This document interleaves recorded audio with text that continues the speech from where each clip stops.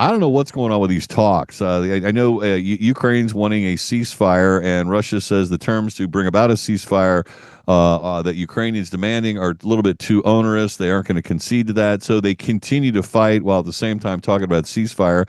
I guess overnight, Russia fired 139 more drones into Ukraine, and Ukraine's response to these actions by Russia seem to be rather anemic by comparison. And of course, Russia has been much more successful at shooting down drones and other missiles that have gone into Russia or into the Russian occupied spaces, and no end in sight. Maybe you can make some sense out of this for my listeners, Daniel. I certainly can't. Yeah, well, I think I can make sense of it. Actually, just the what the sense is not really good for the Ukraine side, though, and I think that Russia's saying, "Hey, I'm in no rush. Everything's on the advantage for me. If I can get a deal that's going to help me out, I'll do that. But only if it's going to work out the way I want. If not, we'll just keep fighting." Whereas it's kind of what I've been saying for a long time. Yeah. Russia does not need a negotiated settlement. Ukraine does. And so once you're on that side of a negotiation, then all the leverage continues to accrue on the more powerful side with the Russians. So, for example, overnight, you had, I guess last night, before I went to bed, the comment coming out of Riyadh after the meetings was that the Russians and the U.S. side were kind of close to some kind of an agreement, that they expected to have a joint statement published today. This morning, the Russians said, "Yeah, we're not going to publish any statement, but we're still talking about stuff." The only thing that the Russian media is talking about is a Black Sea deal to open the sea back up for Russian grain and fertilizers, something that's really important to the Russian side. They didn't even talk at all about the ceasefire on the energy system, etc. So that tells you where the Russian mind is, that they're like not in a hurry on this. And of course, that's aggravating both the U.S. and the Ukraine side, because they're still getting attacked every night. As you mentioned, they're still getting attacked on the ground every single day, 24/7 nonstop. So they're getting a little bit antsy, but I think that's part of Russia's negotiating strategy, is to make them antsy. Well, clearly, if you have the upper hand and the longer it drags on, the better your hand becomes. There doesn't seem to be a whole lot of incentive to sit down and stop it unless you think about the loss of life and the ultimate goal and purpose of what you're trying to accomplish in your war with Ukraine. So the way I understand it is these negotiations are not in a group where you have Ukrainians sitting at the table with Russians and the United States or any other neutral country trying to act as a mediator between this. It's sort of the United States talking with Russia and hoping to come up with a package of proposals from Russia that'll satisfy Russia to enter into the ceasefire. And then when Ukraine finds out about some of the terms and conditions that are leaked out or otherwise presented, they're like, no. So I guess is it the Trump administration's hope that they can sort of convince Ukraine, dude, you're going to have to accept this. There is no other path. Yeah, I think that's exactly what they're doing, or more than asking. I think probably telling. And so I think the United States wants to first of all come with a joint situation that they're willing to, or that we're willing to support, that the Russians can agree to, and then they'll have a separate negotiation with Ukraine to say, "Here's what we're willing to do. Are you?" Because I suspect that we're going to get to the point to where the Trump administration finally comes up with something that's agreeable with the Russian side. It's going to be small. And then he's going to tell the Ukraine side, basically, take it or leave it. This is what we're willing to do. I'm not willing to do anything else. And if you don't get on board with this, you and the Europeans can figure this out, because we're going to walk. I mean, I think that that's what the situation set up for. There was a 12-hour talk yesterday between Russia and the United States. And then today there's talks with the Ukraine side that are scheduled.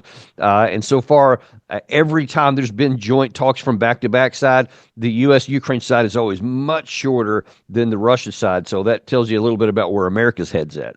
Well, you use the word small in describing this present negotiations.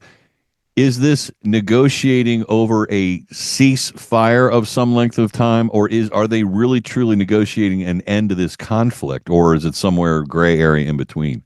Yeah, it's definitely including both. The Russian side this morning did say that's one of the things they're looking at as a part of this. They say, look, we can talk about the near term, which is some kind of a very limited ceasefire. That's why I keep saying it's a small deal they're even talking about right now.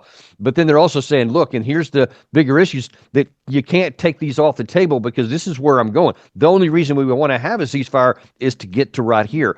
And I think that there was a real message sent yesterday by Sergei Lavrov. He was addressing an economic forum in Russia, and toward the end of the conversation, he said, and oh, kind of by the way, we're going to still insist upon the denazification of the Ukrainian government. We're not going to allow, that to continue on. So he's clearly saying we're not just negotiating an end to the conflict. We still expect all of our objectives to be met. One of the big ones is which is their definition of denazification, which either means the replacement of the Zelensky regime through elections or through military means. I think that that's where they're at. Well, and what of this request by some to have a certain amount of peacekeepers placed in Ukraine? I've seen the number 10,000 just recently, and I think it's been widely observed that 10,000 soldiers in Ukraine, it could no way, shape, or form fend off 700,000 Russian soldiers or troops should they decide they want to make a move forward. And that seems obvious to me, but the idea of placing NATO-aligned countries, United States soldiers, European Union-aligned forces, that just invites this thing to escalate into a broader war, which, frankly, Daniel Davis scares the hell out of me. It's in a certain sense, it's kind of embarrassing for our side because you may recall, I think it was toward the 1st of February, maybe the end of January, Zelensky said he wanted a 200,000 person peacekeeping force. And then several weeks later, it was like, all right, well, 100,000. And then Keir Starmer and Macron were talking, all right, well, maybe 40,000. And now then somebody's talking about 10,000. And then Russia, the whole time, has never changed. It said there won't be one NATO soldier on the territory of Ukraine. We'll never agree to that. Apparently, they will consider non-NATO forces to patrol and monitor. But, we're talking a 2,000-kilometer front here. Yeah. So, and 10,000, I mean, if you put one guy every 10,000 spread over that period of time, you wouldn't even be able to, you might be at a cell phone range. So that's not enough to do anything. So it just shows that, frankly, the West side is just not serious about this because they just don't have the resources to do it. So is our negotiating position, or are we sort of negotiating on behalf of the entire European Union or our NATO countries? I mean, are we the ones in that role? Because I don't see Macron sitting at the table. I mean, he's over in France making random comments about what he might want, and Germany's making comments about what they might want, et cetera, et cetera. But the only people at the table are, the moderators from Saudi Arabia, the United States, and then, of course, Ukraine and Russia. You may recall there was an interesting engagement between General Keith Kellogg, who is Trump's envoy to the Russia-Ukraine war, or he was at first. Now he's just to the Ukraine side. But at the Munich Security Conference, he was part of a roundtable panel, and the European moderator was asking him, we're about to get into these negotiations, and it's multi-party. And he said, and Kellogg said, well, actually, no, it's two antagonists. It's the United States and Russia. And she said incredulously, well, so what? You're talking Russia or Europe won't even be at the table initially? And he's like, yeah, that's what I'm telling you. So they're not at the table, and we haven't been shy about telling them. And look, and why would they? Because the West side itself is so far apart on what the European Union wants with this coalition of the willing, which is stillborn. It's not even going to have a chance. And then where the U.S. is. So why would we want people at a table with Russia when we're all over the map? So I think that Trump has calculated, we're going to see what I'll agree to, and then you guys can figure out if you're going to agree, accept what I have up there. So I think that's kind of where we really are. Well, in a traditional negotiation, my litigation days when I was practicing law actively, you make a big ask up front. You want everything and the sun and the moon, and you're willing to back off of that and concede some points in your demands just to, become a little bit more reasonable, but you can secure the vast majority of what you want. Is that what the Russians are doing right now? Are they willing to, if Ukraine starts to entertain some sort of proposal? Listen, we'll say okay to a ceasefire, we'll say okay to the resolution of the war, but you've got to back off X, Y, and Z, or is Russia just like, no, this is it?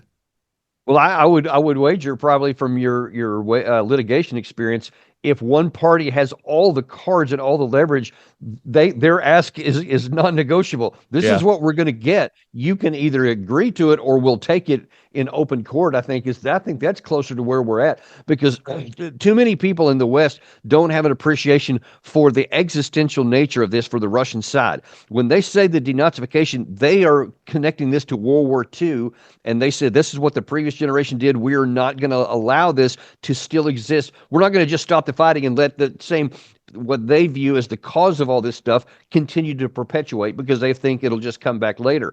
And the other issue that's unappreciated is that the Russian speaking and Russian ethnic people in Ukraine are a non negotiable issue to protect for the Right. Russians. And that means the ones on the Ukraine side of the current line of contact. Well, complicated it is, and it doesn't seem to get any better every week we talk. Daniel Davis, Deep Dive. Find his podcast online and tune in.